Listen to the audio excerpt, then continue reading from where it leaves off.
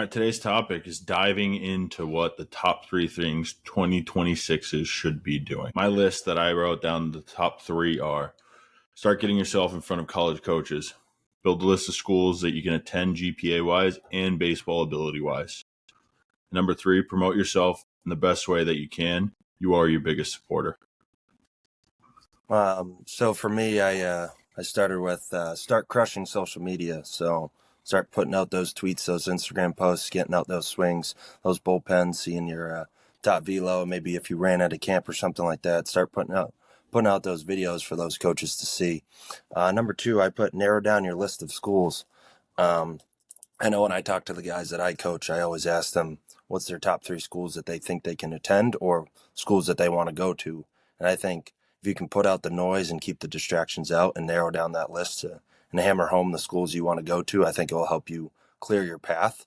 And then last one is enjoy the time you have left. You're going into your senior year and you got a whole lot of things going on. You got the admissions process, trying to pick a school, maybe you play another sport, and you just enjoy your time. It goes quick. You never know when it comes May or June when you graduate, and then you're off to college 2 months later. So just enjoy the time you have left, and I think those are three things that can help you guys manage your process a lot faster. I think a key point there that you made, Josh, is people have been so stressed for their entire junior year of like, all right, I got this offer, or I didn't even get an offer. So I think the kids that go into senior year and that fall of like, all right, it really hits home where those D3 schools are starting to recruit essentially in their recruiting period, right?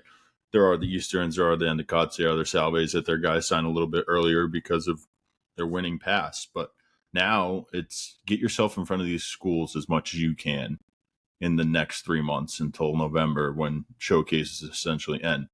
I was watching a podcast the other day of, I forgot what college coach was talking about it, but a D1 school signed a 2025 a month ago. So these kids are signing later and later, and there's an opportunity. Take the opportunity. There's a lot of kids that are looking at these schools like this school isn't good enough for me. Well, if that's your only offer, take a chance on yourself. Go see if that's a good fit. And if it's not, after that point, then you can become a normal student. But at least you gave yourself that opportunity to go out there and prove to yourself that you can be a college athlete.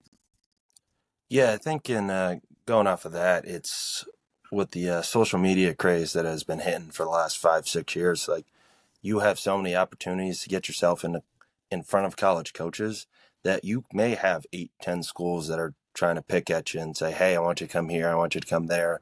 I think you'd be a great fit here. I think you'd be a great fit there." I think narrowing down your list is a good thing to do because, like I said, it keeps the distractions away. Like there's minimal things and then there's important things that go into the decision of the school you pick. And I think if you can hammer home those points early before your senior year may start, when you start taking those trips, because like I said, with the D3, a lot of those schools are doing visits early September, late September, October, November. Like that's when they start doing these things. So like you should be able to have that list of the schools. Hey, mom, dad, I want to go to the Endicott. I want to go visit them today. Or hey, I want to go up to Salem State.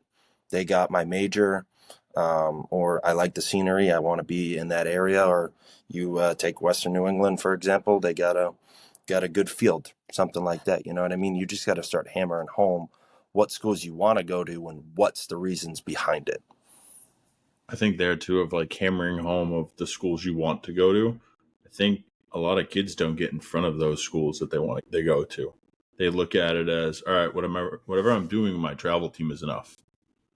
I hate to break it to anyone in the world, but whatever you do with your travel team is never going to be enough because one coach is going to watch you at an event and their first thing they're going to do if they want you to go there is what? They're going to invite you to their showcase camp. And then if you perform there, that's where the conversation begins. Not when you're at that team tournament and, all right, yeah, sure. If you're the best guy in the field, they'll probably be like, all right, you can skip the showcase and we'll give you an offer or we'll give you a spot on the team if it's D3 with an academic scholarship, whatever it may be. But I think now kids aren't enough in front of those coaches enough to be able to have that opportunity. So people look at showcases as, oh, it's a money grab. Well, how else are you going to get in front of that school? I think that's the biggest in our world now today of 2025. People are like, well, these showcases are a money grab. Well, if these guys don't have unlimited funds to travel the country to come see you play, how else are you going to get in front of them? Yes, some schools might be a money grab. Their recruiting class might be done. But I think at the end of the day, that's the best way for you to get in front of them. And I think that's the easiest way to get in front of them. Yeah, I think to go off that, I think the social media thing's huge too because you put out a clip, you hit a homer, or you threw 84, 85, or you ran a 6.6, and then you get that invite. Hey, I want you to come to A, B, and C. I want to see you come try out for us, essentially. You know what I mean? And you pay the money, and then you get in front of those coaches. And I think social media is a massive avenue. If you start posting pretty often, it's going to get around. Analytics and all the thresholds and all that stuff, they pop up pretty often. So coaches use social media pretty often, and that I can tell a lot of them that I've talked to over their summer, when they're traveling on the road, they're looking at their phones for 8-10 hours just crushing social media DMs or liking videos or getting tagged in videos. So when you're using that social media, I think that's a good first step to get invited to those camps or to get onto those coaches' radars. Where if you don't post those videos, you might not that coach might not even know who you are. You might just be a little blur in their world type thing. And I think going off the camp thing, I think camps are great. Former coach myself, I think we our class last year we had 4 or 5, I think maybe 6 kids from our camp that we had um, that tried out at our came to our camp that were on our 2025 recruiting class. So camps do work. Some people may say some bad things about it, but 9 times out of 10, there's some pretty good that comes from them. I got two things before we end this conversation here is shout out to Coach Morales. He said, head coach at Curry College, he literally said, I can recruit from my phone. And I think that was just a cool thing of what we've moved into today of like, yes, he's got to go watch them play, but he can tell by your swing, by your throwing mechanics, by all these things that you do that are measured in the sport of baseball. He can say, this is a kid I want to see again, or this is a kid I'm going to go travel to see. And I think that's the big thing that separates a lot of kids is the guys that continually pump out video, pump out video, pump out video. You're getting more eyes on you for free. You're building your own platform by just posting a video. I mean, there'll be times where we'll dive deeper into what essentially that looks like, but there's do's and don'ts of that as well. And I think promoting yourself, like I said, you're your biggest supporter. The easiest way to promote yourself is you believing in yourself. And that's how a lot of these kids reach schools that they never thought they would reach.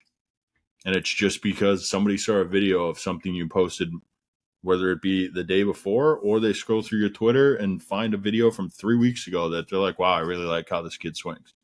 And they've never seen you in person a day in their life. And I think number two, going off of that, is kind of the end here.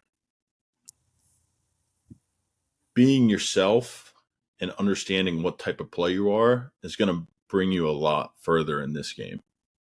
Don't go to these showcases and don't do these things of, I'm going to be the best person on the field because I saw someone do this on Twitter, or I saw an Arizona commit or a Tennessee commit or a Texas commit do something on Twitter.